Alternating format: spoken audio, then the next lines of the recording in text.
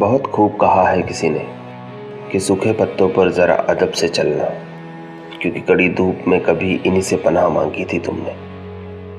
क्यों बोझ बन जाते हैं वो झुके हुए कंधे जिस पर बैठकर कभी दुनिया देखी थी तुमने।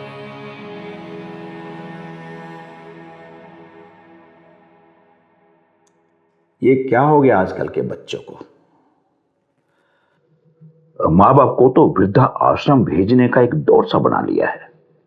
4 किताबें क्या पढ़ लेते हैं, अपने संस्कार भी भूल गए। वो अपने माँ बाप को याद नहीं रख सकते, संस्कार के याद रखेंगे। शुक्र है भगवान का हमारा श्रावण ऐसा नहीं है। उसके लिए तो भगवान भी हम हैं और संस्कार भी।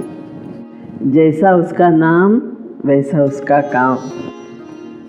हमारा श्रवण सच में श्रवण कुमार है, वरना ये आजकल के बच्चे तो बाप रे बाप। ऐसे में वृद्धाश्रम ही एक सहारा होता है। इस वक्त कौन आ गया? देखिए ना,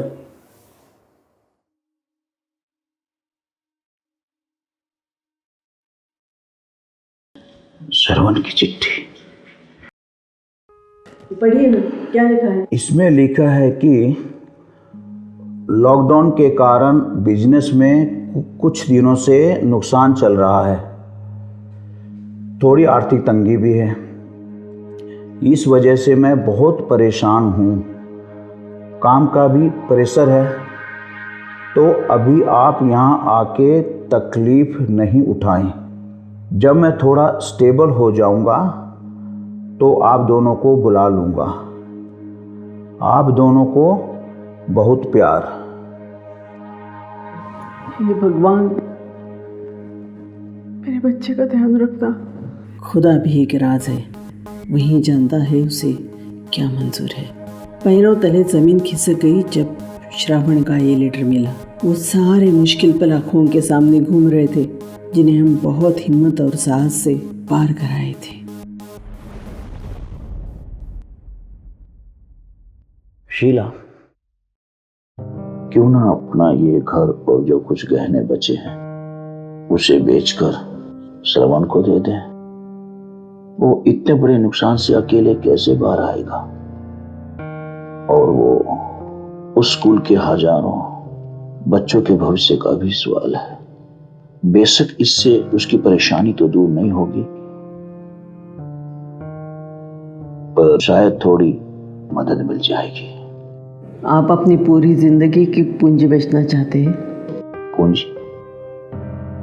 हमारा बेटा हमारी पूंजी है, और ये सब बुरे वक्त के लिए ही तो होता है, वरना इंसान को इनकी क्या जरूरत।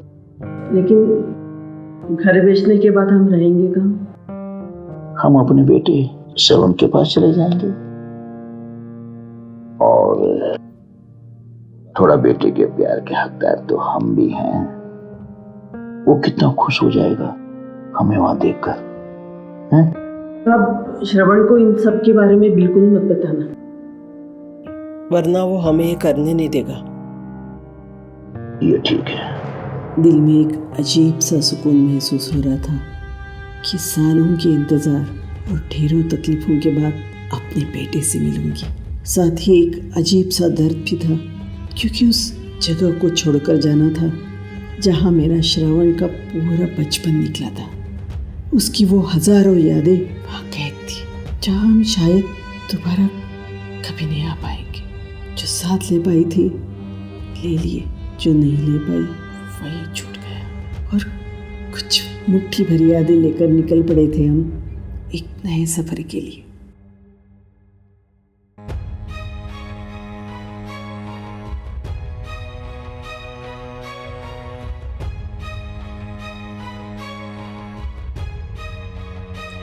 नमस्कार जी। नमस्कार सर। हाँ जी बताइए।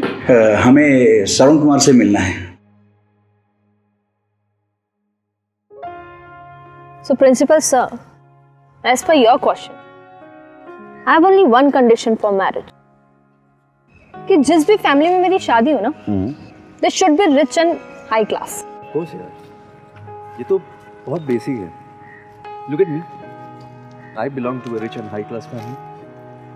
सांस सच कहूँ ना तो मुझे ये मिडिल क्लास लोग समझ नहीं आते। मतलब अपनी पूरी जिंदगी लगा देते हैं अपने बच्चों को आगे बढ़ाने के लिए और फिर उनके पीछे पड़ जाते हैं, हमें भी साथ ले चलो। वही तो, जब साथ ही रहना होता है तो दूर भेजते क्यों है? एग्जैक्टली। और तो पूरी जिंदगी ताना मार कि हमने तुम्हारे लिए जिंदगी में क्या क्या नहीं किया है, हमने अपनी पूरी जिंदगी लगा दी तुम्हारे पीछे। अरे किसने कहा था? हमने रोका था कि आप अपनी जिंदगी मत जियो। थैंक टू गॉड मेरे पेरेंट्स ऐसे नहीं हैं। मतलब my father never ever asked me for anything, never. You are so lucky Shravan, तुम्हें ऐसे पेरेंट्स मिले। यू नो, बचपन में मेरा सपना था कि मैं ऐसे किसी स्कूल में पढूं, और आज मैं इस स्कूल का ओनर हूं। लकी तो हूं।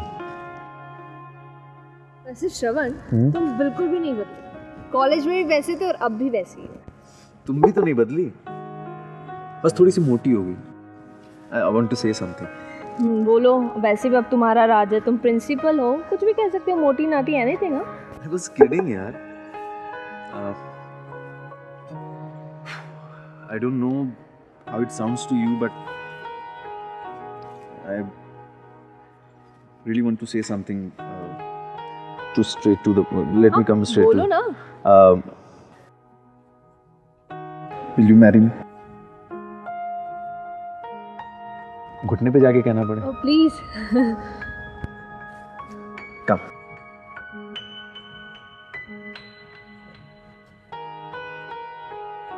फाइनली 10 साल लग गए मुझे ये बात कहने में। What? 10 years? यस। तो तब से अब तक बताया क्यों नहीं? मैं अपने बेटे सरवण को लेकर आता हूँ। हमारे लिए कोई महत्व नहीं रख रहा था कि उसने हमें देखा या नहीं, बस हमने उसे देख लिया था। उस वक्त बस इंतज़ार था कि उसे कब सीने से लगा लूँ और इतना प्यार करूँ कि उसे भी उसका बचपन याद आ जाए। Wow, Shravan, you are great. इतने कम टाइम में तुमने इतना सब कुछ हासिल कर लिया। जिंदगी में सिर्फ एक ही ख्वाहिश बाकी थी, वो आज पूरी हो गई। सुनो बेटा। How cheap! बेटा श्रवण। Who is he? कौन है ये श्रवण? कौन है ये श्रवण? लखन, ले जाओ इन्हें। कौन है ये श्रवण? श्रवण बेटा। बेटा श्रवण। बेटा श्रवण। ये बेटा श्रवण। कौन है? ये मेरे घर के नौकर है।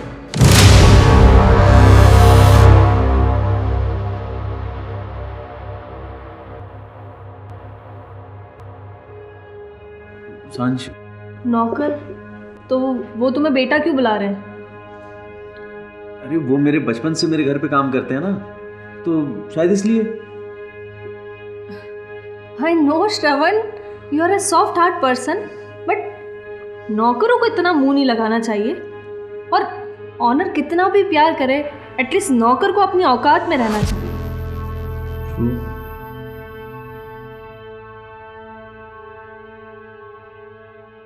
क्या कहा श्रवण ने? अंदर है ना वो? मैंने पूछा क्या कहा उसने, बताइए ना क्या कहा। श्रवण को दे देना। कहाँ है श्रवण, बताइए ना क्या कहा उसने। तो कहाँ थे हम सांझ? पिछले 10 मिनट से हम यहीं पर हैं। कम इन।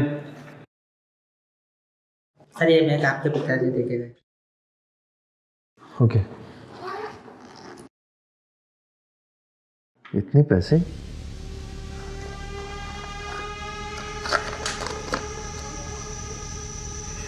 प्रॉपर्टी भी?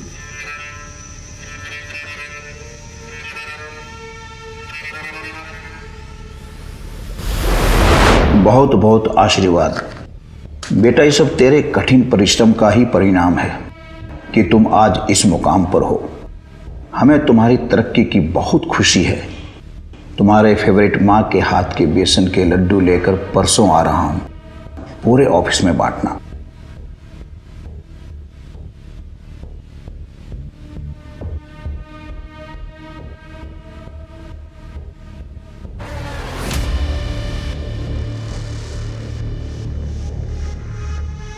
लॉकडाउन के कारण बिजनेस में कुछ दिनों से नुकसान चल रहा है। लखन, ये पोस्ट कर देना। सुनिए तो क्या कहा श्रवण ने, बताइए ना क्या कहा। नौकर नौकर?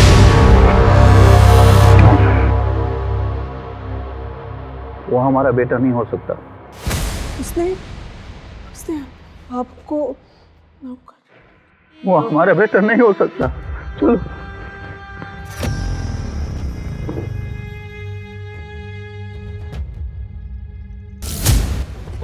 ओह, तो वो नौकर तुम्हारे पिताजी थे? इनफ श्रवण, मैंने एक हाई क्लास फैमिली की डिमांड की थी, तुम्हारे जैसे मक्कार बेटे की नहीं। You don't even realize what you have done. They sacrificed their whole life for you. और रिटर्न में तुमने उन्हें क्या दिया? एक नौकर की उपाधि, जिन्होंने तुम्हारे लिए इतना कुछ किया। जब तुम उनके नहीं हो पाए तो तुम मेरे क्या हो जाओगे? Shame on you, श्रवण। सांझ, ये अल्फाज उसने कहाँ सीखे थे? ये परवरिश मेरी तो नहीं। या तो बेटा बदल गया था मेरा, या वो परवरिश भूल गया था हमारी। इतने वक्त से वो दूर था, फिर भी पास था। आज पास था, फिर भी दूर था। आज कुछ कमी सी थी उसके बगैर, न रंग न रोशनी। वक्त तो अपनी रफ्तार से चल रहा था, बस धड़कन थम सी गई थी उसके बगैर।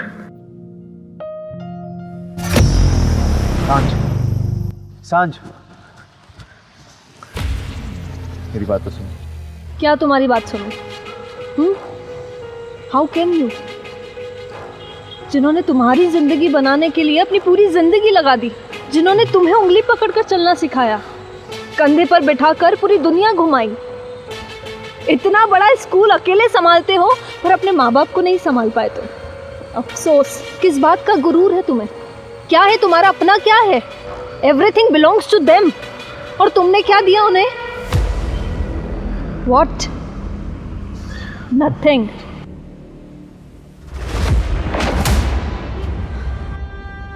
मैं अपने पति को खो चुकी थी, पर निगाहें राहों पर टिकी थी। मुखाग्नि के लिए इनके बेटे आगे आ जाएं। मेरे बेटे का जो इंतजार था, इंतजार खत्म हुआ और बेटे का स्पर्श हुआ। वो सीधे मेरे पास आया, इतना प्यार जो करता था मुझसे। मुखाग्नि के लिए जब बुलाया, मुखाग्नि के लिए इनके बेटे आगे आ जाएं। और मैंने पलट कर देखा तो मेरा ख्वाब टूटा। नहीं, इनका कोई बेटा नहीं है।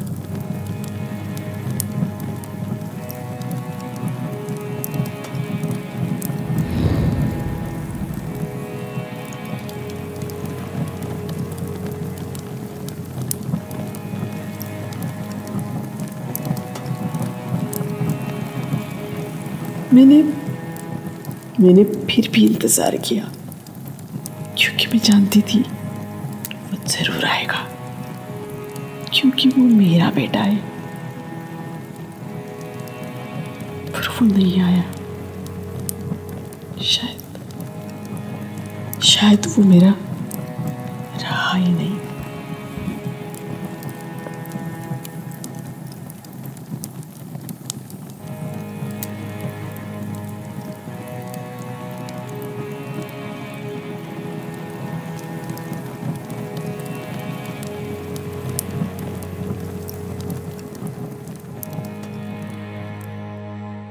कभी सोचा नहीं था इस राह पर भी चलना पड़ेगा।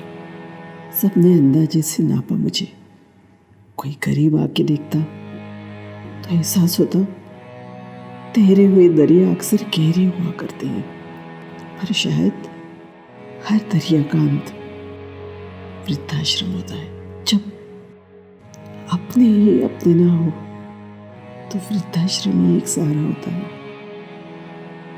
क्या कमी रह गई थी हमारे प्यार में, हमारी परवरिश में, जो अपने पिता को मुखाग्नि देने भी नहीं आया? शायद यही आज का श्रावण कुमार है, मेरा बेटा श्रावण कुमार है, श्रावण कुमार है।